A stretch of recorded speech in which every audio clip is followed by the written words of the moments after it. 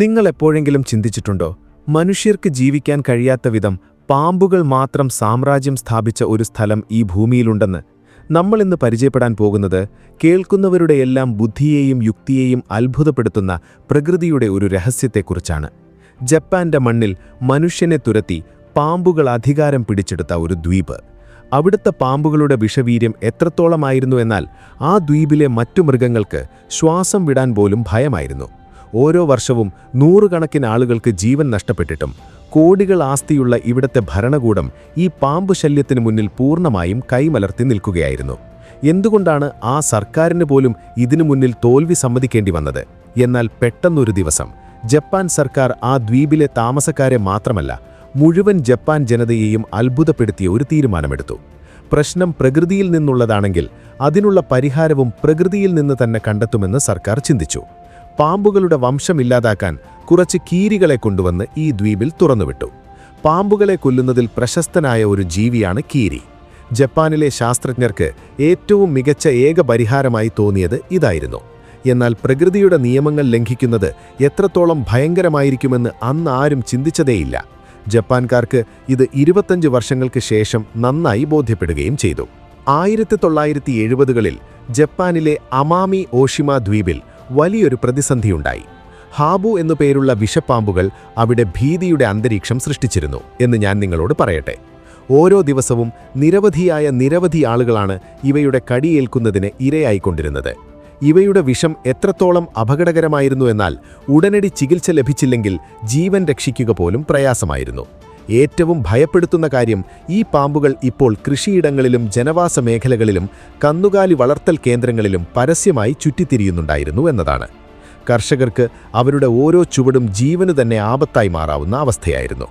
എന്നാൽ ആ സമയത്ത് സർക്കാരിൽ നിന്ന് ഫലപ്രദമായ ഒരു ആന്റിഡോട്ട് അഥവാ വിഷസംഹാരി എളുപ്പത്തിൽ ലഭ്യമായിരുന്നില്ല.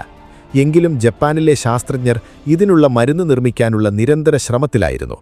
അവസാനം അവർ അതിൽ വിജയിക്കുകയും ചെയ്തു. എന്നാൽ യഥാർത്ഥ പ്രശ്നം മറ്റൊരിടത്തായിരുന്നു.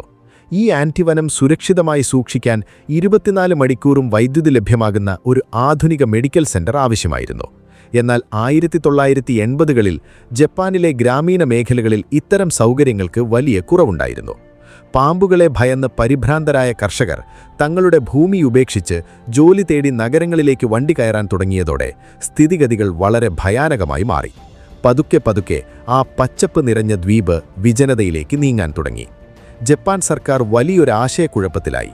ഈ ഗൗരവാവസ്ഥ കണക്കിലെടുത്ത് ഉടൻ തന്നെ ഒരു യോഗം വിളിച്ചു ചേർക്കുകയും ഈ ദ്വീപിനെ പാമ്പുകളുടെ ഭയത്തിൽ നിന്ന് മുക്തമാക്കുന്നതിനുള്ള നടപടികളെക്കുറിച്ച് ഗൗരവമായ ചർച്ച ആരംഭിക്കുകയും ചെയ്തു. കൃത്യമായി ആ സമയത്ത് പാമ്പുകളുടെ വംശമില്ലാതാക്കാൻ കഴിയുന്ന ജീവികളെ തുറന്നുവിടാൻ ശാസ്ത്രജ്ഞർ ഒരു നിർദ്ദേശം മുന്നോട്ടുവെച്ചു. നീണ്ട ചർച്ചകൾക്ക് ശേഷം ശാസ്ത്രജ്ഞർ കീരിയെ തിരഞ്ഞെടുത്തു. പാമ്പുകളും കീരികളും തമ്മിലുള്ള ശത്രുത നൂറ്റാണ്ടുകളായി നിലനിൽക്കുന്നതാണെന്ന് നിങ്ങൾക്കിതിനകം അറിയാം. ഈ പോരാട്ടം എപ്പോഴാരംഭിച്ചാലും അത് അവസാനം വരെ നീണ്ടുനിൽക്കും. മിക്ക കേസുകളിലും വിജയം കീരിക്കൊപ്പമായിരിക്കും. കീരിയുടെ ശരീരത്തിലുള്ള സ്വാഭാവിക പ്രതിരോധ സംവിധാനം പാമ്പിന്റെ വിഷത്തിന്റെ ഫലത്തെ നിർവീര്യമാക്കുന്നു. അതായത് ഹാബു പാമ്പ് കടിച്ചാൽ പോലും കീരിക്കൊന്നും സംഭവിക്കില്ല. പാമ്പിനെ കൊന്നു തീർക്കുന്നതുവരെ അത് അടങ്ങുകയുമില്ല. കീരി ചിലപ്പോഴൊക്കെ വിനോദത്തിനു വേണ്ടി മാത്രം പാമ്പുകളെ ആക്രമിക്കാറുണ്ട്. ഏതെങ്കിലും ഒരു പാമ്പ് അതിൻ്റെ കണ്ണിൽപ്പെട്ടാൽ അതതിനെ ജീവനോടെ വിടില്ല. എന്നാൽ ഏറ്റവും വലിയ വെല്ലുവിളി കീരി ജപ്പാനിലെ ഒരു സ്വദേശി ജീവിയല്ല എന്നതായിരുന്നു. അതിൻ്റെ ഉത്ഭവസ്ഥലം ഏഷ്യൻ രാജ്യങ്ങളാണ്. അവിടുത്തെ പരിസ്ഥിതി ജപ്പാനിൽ നിന്നും തികച്ചും വ്യത്യസ്തവുമാണ്. ഈ കീരികൾ ഇന്ത്യൻ വംശജരായിരുന്നു. ഇവയെ ജപ്പാൻ സർക്കാർ പ്രത്യേകം ഇറക്കുമതി ചെയ്തതാണ്. ശാസ്ത്രജ്ഞർ വലിയൊരു അപകട സാധ്യതയാണ് ഏറ്റെടുത്തത്. അവർ ആ രാജ്യങ്ങളിൽ നിന്ന് 30 കീരികളെ പിടിച്ച് ജപ്പാന്റെ അമാമി ഓഷിമ ദ്വീപിൽ തുറന്നുവിട്ടു. ഈ കീരികൾ ദ്വീപുകാരെ വിഷപ്പാമ്പുകളിൽ നിന്ന് മുക്തരാക്കുമെന്ന് അവർ വിശ്വസിച്ചു. കീരികൾ ഒരു വശത്ത് പാമ്പുകളെ ഇല്ലാതാക്കുകയും മറുവശത്ത് എലികളുടെ വർദ്ധിക്കുന്ന എണ്ണത്തിന് തടയിടുകയും ചെയ്യുമെന്നൊരു പദ്ധതിയായിരുന്നു. എന്നാൽ സംഭവിച്ചത് ആരും ചിന്തിക്കാത്ത ഒന്നായിരുന്നു. ഏതാനും വർഷങ്ങൾക്കുള്ളിൽ കീരികളുടെ എണ്ണം 30ൽ നിന്ന് 3000 ഉയർന്നു.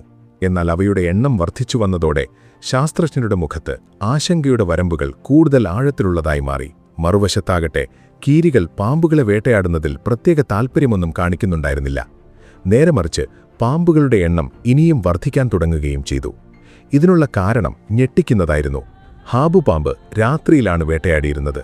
എന്നാൽ കീരികൾ പകൽ സമയത്താണ് സജീവമായിരുന്നത്. ഇരുവരും തമ്മിൽ മുഖാമുഖം വരുന്നത് തന്നെ പ്രയാസകരമായിരുന്നു.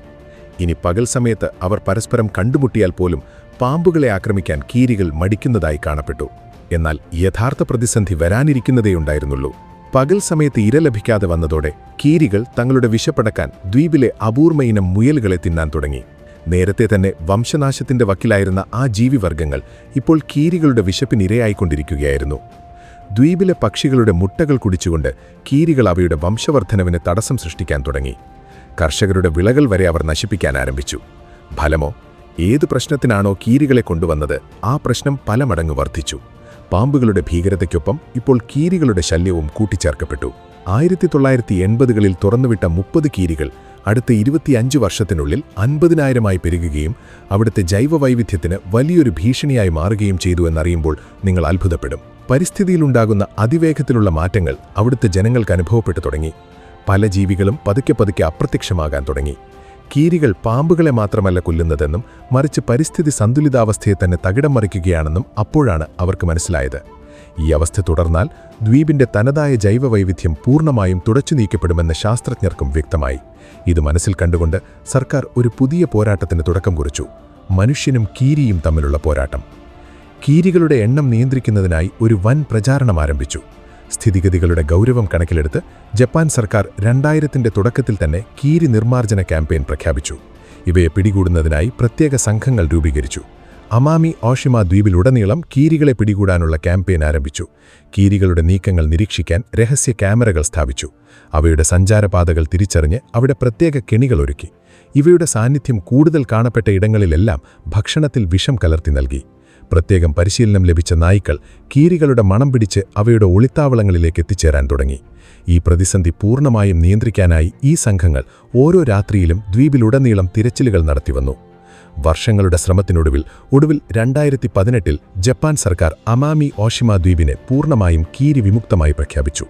ഈ ശ്രമത്തിനിടയിൽ ഏകദേശം 40,000-ഓളം കീരികൾ പിടികൂടപ്പെടുകയോ കൊല്ലപ്പെടുകയോ ചെയ്തു. ഇത് കേൾക്കുമ്പോൾ ക്രൂരമായി തോന്നുമെങ്കിലും ദ്വീപിന്റെ ജൈവവൈവിധ്യം സംരക്ഷിക്കാൻ ഇതൊരൊരു വഴി മാത്രമായിരുന്നു. പാമ്പുകടിയേൽക്കുന്ന സംഭവങ്ങളും ഇപ്പോൾ അവിടെ കുറഞ്ഞിട്ടുണ്ട്. ഇന്നത്തെ സാഹചര്യത്തിൽ അമാമി ഓഷിമ ദ്വീപ് കീരികളിൽ നിന്ന് മുക്തമാണ്. എന്നാൽ ഹാബു പാമ്പുകളും എലികളും അവിടെ ഇപ്പോഴുമുണ്ട്. എന്നാൽ സങ്കടകരമായ കാര്യം, കീരികൾക്കെതിരായ ഈ വർഷങ്ങൾ നീണ്ട പോരാട്ടത്തിൽ മനുഷ്യൻ വിജയം നേടിയെങ്കിലും ആ ചെറിയ ജീവികളെ ഏൽപ്പിച്ച മുറിവുകൾ ഇതുവരെ പൂർണ്ണമായി ഉണങ്ങിയിട്ടില്ല. ഈ മുഴുവൻ സംഭവവും നമ്മളൊരു പ്രധാന പാഠം പഠിപ്പിക്കുന്നുണ്ട്. മനുഷ്യൻ എത്ര ബുദ്ധിമാനാണെന്ന് പറഞ്ഞാലും അവൻ പ്രകൃതിയുടെ സ്വാഭാവിക നിയമങ്ങൾക്ക് വിരുദ്ധമായി പ്രവർത്തിച്ചാൽ അതിൻ്റെ അനന്തരഫലങ്ങൾ നല്ലതായിരിക്കില്ല. പ്രകൃതിയുടെ സന്തുലിതാവസ്ഥ നിലനിർത്തുക എന്നത് നമ്മുടെ ഓരോരുത്തരുടെയും ഉത്തരവാദിത്തമാണ്. ഇന്നത്തെ ഈ സംഭവം തീർച്ചയായും അത്ഭുതപ്പെടുത്തുന്നതാണെങ്കിലും സത്യമാണ്. പ്രകൃതിയോട് ഇണങ്ങി ജീവിക്കുക എന്നത് നമ്മുടെ എല്ലാവരുടെയും കടമയാണ്. അതുകൊണ്ട് ഈ വീഡിയോയ്ക്ക് തീർച്ചയായും ഒരു ലൈക്ക് നൽകുക. നിങ്ങളുടെ അഭിപ്രായം താഴെ കമൻറ്റിൽ പങ്കുവയ്ക്കുക. ഇതുപോലുള്ള കൂടുതൽ വിവരണാത്മകമായ വീഡിയോകൾ ലഭിക്കാനായി ഞങ്ങളുടെ ചാനൽ സബ്സ്ക്രൈബ് ചെയ്യാൻ മറക്കരുത്. അപ്പോൾ അടുത്ത വീഡിയോയിൽ കാണാം. അതുവരെ ബൈ.